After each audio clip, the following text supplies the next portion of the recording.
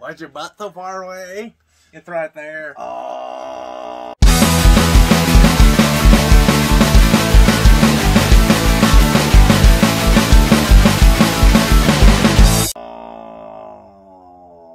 Welcome to Stoopid Movies, where we watch them so you don't have to. And this week is my pick.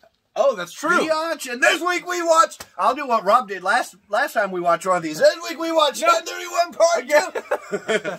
This week we watched 1031 Part 2. I dropped our notes. Yeah, you did. Uh-oh. This, if you can't tell, is a sequel to 1031. Part 1. This was 2019, not rated.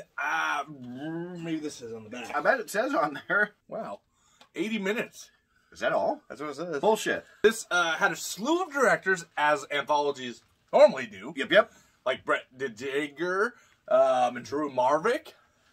Why did and you Zane spell Hershberger. Drew's name with a V? Drev? I was driving. And Zane Hershberger. And starred many people, some familiars like Mark Justice and Drew Marvick Short, London Grove, and Jennifer Nangle plays Malvolia. And this was from Scream Team Releasing. Woo! Awesome indie distributor. Rob, we went for Halloween. Trick or Treat. Yeah, but it wasn't Trick or Treat. No. What was this movie about? Well, there's different stories. Probably like 5 again, I think. I can't remember. There were 5. There were 5. Yes. I was right. Yes. And they were different because it's an anthology. You see, folks, this is why I don't let him do what the movie was about. Adam! Yes, sir. What were the stories in 1031 Part 2? Jesus, this is gonna be... does it say on the back? Okay, so there were 5. Before anything, there were 4 fake trailers. Yeah. And I'm not going to say which ones, okay, but 3 of the 4 were movies I want to see. Like, make them into real movies. So up first we had a Samhain Liturgy, which was a girl babysitting a fucking weird-ass kid. Yeah. And thing in the basement. Deadlift was about like an Uber driver type ride-share lift sort of thing. Where it's kind of that mixed with Invasion of the Body Snatchers, kind of, but not. And yeah. And then Apache Hatchet Massacre 2. Oh yeah, was freaking hilarious. It was about don't litter. Overkill was the Drew Marvick one. It's like a slasher. People arguing over who gets to kill someone. That was a lot of fun. That was. And then Sister Mary was about a nun. As with all anthologies, there are things that we like. There is. What are those things? Out of the gate, it's a Halloween anthology, obviously. As you could tell by the title, 1031 Part 2. Yep. But they do a great job with the Halloween vibe, especially in the mock trailers, man. A couple of those. Yeah. But in most of the stories, they nail it pretty good. Yeah, all of them took place on Halloween, just like the first one. Yep, and you get that atmosphere and that tone and the background stuff and the lighting. And so it's just great. I freaking love the mock trailers. I wasn't kidding. I would watch any one of those as a full-length movie.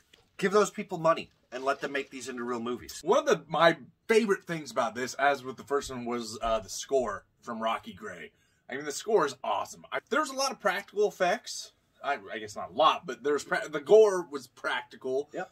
From what I could tell, pretty much all of it. And most of it looked pretty solid. Hey, it looked good. And it's indie, and these guys do a good job. This is like top-notch indie, if you ask me. Yeah, this isn't like bottom-of-the-barrel indie. These are the up-and-coming indie stars. Some of the twists that happened in it were really, really good. Especially with the first one, the Samhain Liturgy. There's some humor. Oh, this was in funny. this. Mainly in Drew Marvick's Overkill short. Dude's freaking hilarious. I love Drew Marvick. How can you not... Drew, we love you. But you already know that, because like every time you release a movie, we're all slathering all over your balls talking about how much we love it. But no, it's funny, and there's a lot of like horror humor. Speaking of that, there's a lot of like little shout-outs to horror movies like Halloween and Chud even. Chud! Anytime you can reference Chud, you make me a happy man. Artwork is pretty. Yeah, the artwork's great. Grab 1031 Part 1. It's right next to where 1031 Part 2 was. Correct. Yeah, it should be. So they've kept consistent with the artwork, and I appreciate that. And it's got a creepshow sort of look to it for old horror comics. I like that. I love the artwork. So what did we not enjoy quite as much in this one? Okay, there's really not a wraparound in this. I mean, there's Malvolia's thing. She's only kind of in the beginning, and none of the stories really tie together. The motherfucking nun story, the last one, and I feel really bad because it was... everything from a technical aspect was good. Yeah, it was great. The camera work was great. The music was great. The lighting was great. The acting was really, really good. Yeah. The directing was well done. Yes. Everything about it was good. I didn't like it. I was bored out of my mind. Yes. I didn't care at all. I almost fell asleep once or twice. From every measurable aspect, it was good. Yeah. I just didn't like it. My thing with the story, it was like psychological horror. And we're stupid. It felt too long. Yeah, as an overall. So, like we said, it says 80 minutes long, but man, it felt like it was closer to hour 45. Yeah. I had something that really kind of bothered me on the Deadlift, the hitchhiker one. Not hitchhiker, but the Lyft, Uber sort of one. Sure. When the main creature was talking, they had applied this reverb to his voice, which is fine. It's a cool effect. But the way it was done was, I couldn't understand a lot of what he was saying. I was at the point of asking you to rewind and turn on subtitles. Right? Yeah. Because I know there was important things being said. I just couldn't understand them. There wasn't enough gore in this one. I mean, there was a handful, but for gore fans, it just seemed like it was kind of light. Yeah. But as a whole, it just kind of lacked something. Yeah, something the first one had that this one didn't. And I can't put my finger on it. I can't either. It wasn't as exciting as a whole. I don't know. But, okay. So, well, should we let's just wrap this up. Well, so what do you think overall, man? Yeah, okay. It's a good movie. It's a solid indie anthology, and I like it. I do. I'm not a fan of the Sister Mary one. That's the last one. That was the weakest in my opinion. I liked them pretty much overall. I liked all of them. Overkill by Drew Marvin was probably my favorite one. The first one was good and everything. As a whole, it's pretty fun. It just wasn't as fun as the first one for me. And it's not a great anthology, but it's not bad by any means. It's just missing something. It needs some more something, more punch, more kick or something. But heck, it's a great indie movie. And this time of year, it nails the vibe. Definitely check it out. Support Scream Team releasing because they're awesome. So, you know what? I'm going to give this one a 5.5 out of 8. Yeah, no, I can see that. And I don't disagree with anything you said. It was a little slow, and I don't know, it just didn't hit. It didn't scratch the itch that I had as well as the first one did. Yeah, that's a good way to put it. But every single one of the stories was good. The wraparound was good. The fake trailers were great. You know, you said the Drew Marvin one was your favorite, which, of course, I would agree.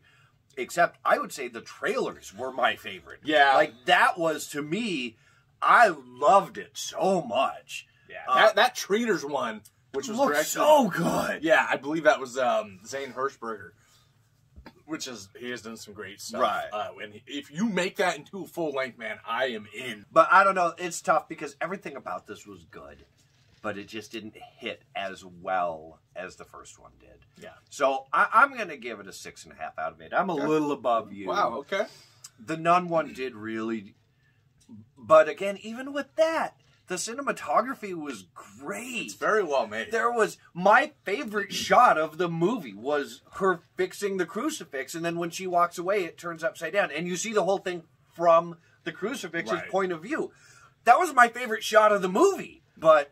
Oh yeah, I'll give it a 6.5 out of 8 overall. I liked it. Yeah, but no, it is. It's a good movie. It's just something is missing. Watch them back to back.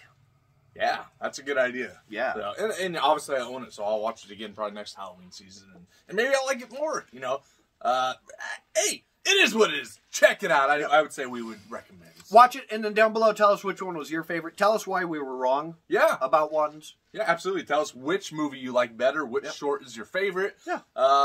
Like, subscribe, all that. Tell your friends if you haven't yet. If you don't, just do it at this point. I'm getting tired of telling you.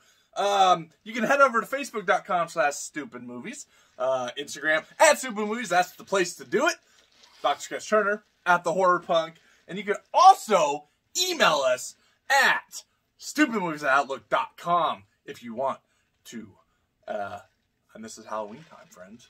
We are nearing October. Yeah. And do it. Hey, before we go. Okay. Dress your penis up like a nun. Take a picture of it and send it to Rob. I don't want none. And this is part 2. Which means sequel. It's the second. It's the second. This came out after part 1. Oh, yeah, that's true. Yeah.